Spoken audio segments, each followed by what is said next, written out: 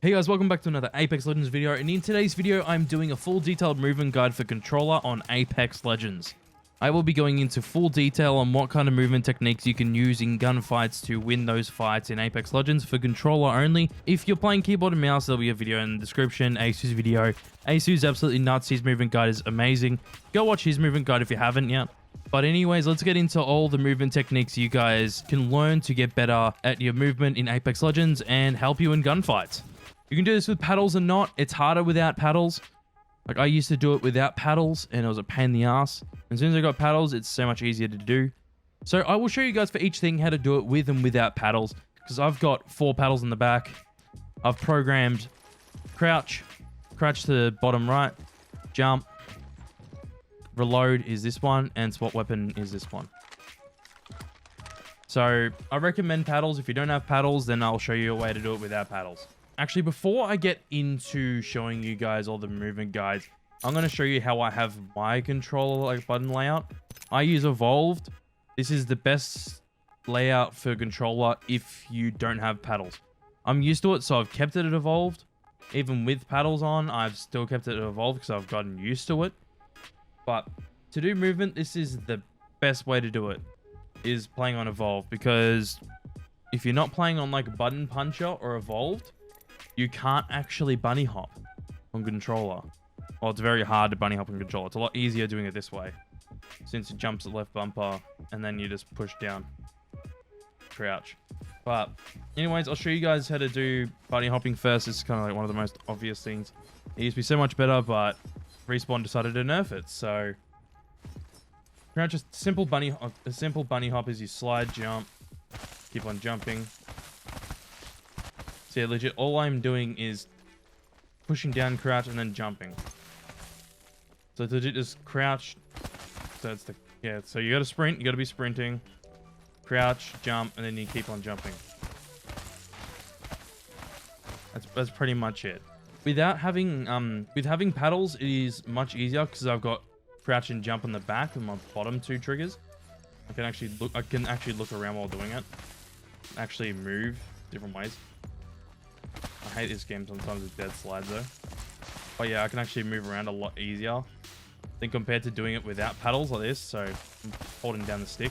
It is a bit harder. Because yeah, without paddles, you're legit pushing down the stick and then tap and jump. Which I am not used to. Now the next movement technique is wall jumping. It's easier on controller than keyboard and mouse. Pretty much all you're doing is you get a sprint, slide, jump, and then jump. So I'll slow it down a bit. What I do is I'm sprinting, I slide, jump, and then jump again. So it's a slide, jump, and then jump again when you hit the wall. As soon as you make contact on the wall, you jump. I'll do it without paddles now. Pretty much all I'm doing is slide, jump, jump. Like that. This is without paddles. So I added you can also add bunny hops and shit as well after your wall bouncing. Especially if you're getting shot at. You chuck a wall jump and then a few B-hop slides in to get behind cover or something. It's actually pretty useful, especially if you're getting shot at. You just got to think of the smartest ways you can get yourself out of fights. So the next movement technique is the busy technique. Obviously, this is an old technique. A lot of people know about it. But it's pretty much hopping back and forth on a zip line. There are obviously nerf zip lines where you can only do it a few times. But this can be good if you're getting shot at near a zip line, you can use a zip line to get above someone, get a better shot on them. So say if someone's there, I could go slide, jump, back, forth, bang. They won't really be able to hit me when I'm on the zip. Obviously, if I'm close to the zip, then I can use it and just go bang, that, whatever. And get myself up the high ground and abuse the zip pretty much.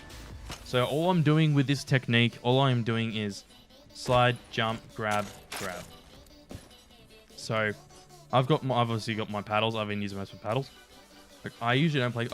When I used to switch, but for this you have to go claw and got that. So if I want to do it with a weapon out, you go jump, jump. That's the thing that kind of sucks though with not using paddles, is that it's hard to be accurate when doing stuff like this. Obviously, practice definitely helps. But yeah, no, that's pretty much it. So all I'm doing is I am sliding, jump, then I am grabbing, then jumping. So I grab it, jump, and then jump. Like instantly. So you gotta turn the other way to get back on. So I go jump, jump, jump. That's pretty much it. So I grab and then instantly jump after. So it's like you're hopping on the zip line. Alright, this next trick is a trick only for PC controller players. So if you're not PC, skip to this time code, there'll be more. Skip to the time code that's right there. Then there should be more movement techniques for you guys. But anyways, this little trick is while looting. So obviously, controller players cannot move while looting. But with a little trick, thanks to Enoch, brother Enoch, he had this good old trick. You use foot pedals. So use foot pedals to move out of the way. A and D. A and D there, and that works. While looting a box, you spam A and D, and you can move while looting. You can actually move while looting.